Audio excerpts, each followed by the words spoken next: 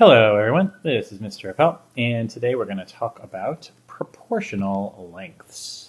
Proportional lengths. So first let's talk about some vocabulary, what that means. If we have two segments, we're just going to start with two segments. Now moving forward, these segments might be the sides of a triangle or the sides of a polygon, so that's kind of where we're going with this.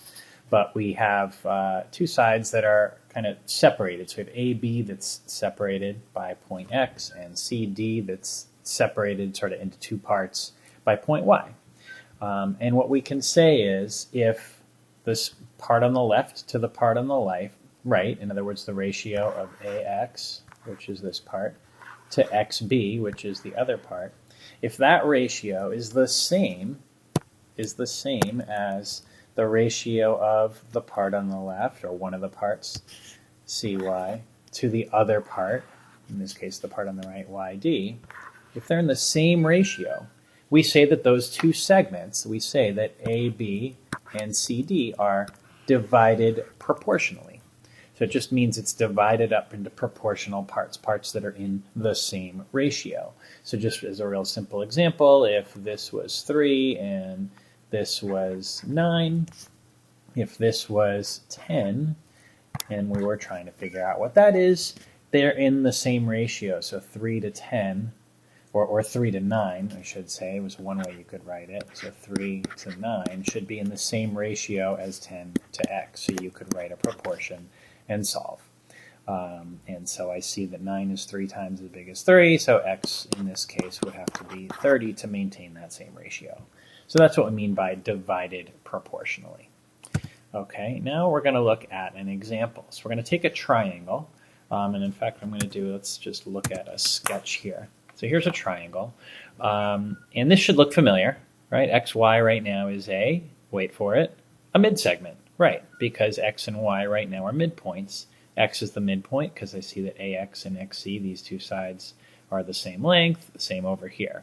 And we know that means that XY is half of AB, but we also know that the ratio of XC of this part to XA, this part, right now is 1 to 1. They're the same length, so that's why you see the ratio here is 1.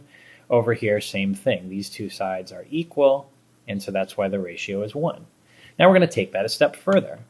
Watch what happens if I move that segment. It's no longer a mid-segment, okay, but it is still parallel to the third side. I've made this construction so XY is parallel to the third side.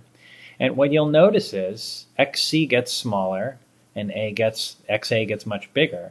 But the same thing happens over here. As XC gets smaller, so does CY relative to XA and XB.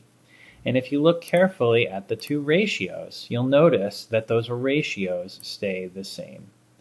All right, I can move this way down here, and again, as long as XY is parallel, those two ratios stay the same.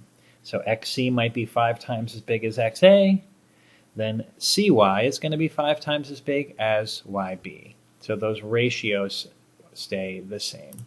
So how we can describe that sort of more formally is, in a triangle, if a line is parallel to one side of the triangle and intersects the other two sides, so again, that same idea we had before, if you have a parallel line in a triangle, it divides the sides proportionally. So in this figure, the two sides, meaning CA and CEB, are divided proportionally. So we could say, for example, that the ratio of A to B is the same as the ratio of C to D.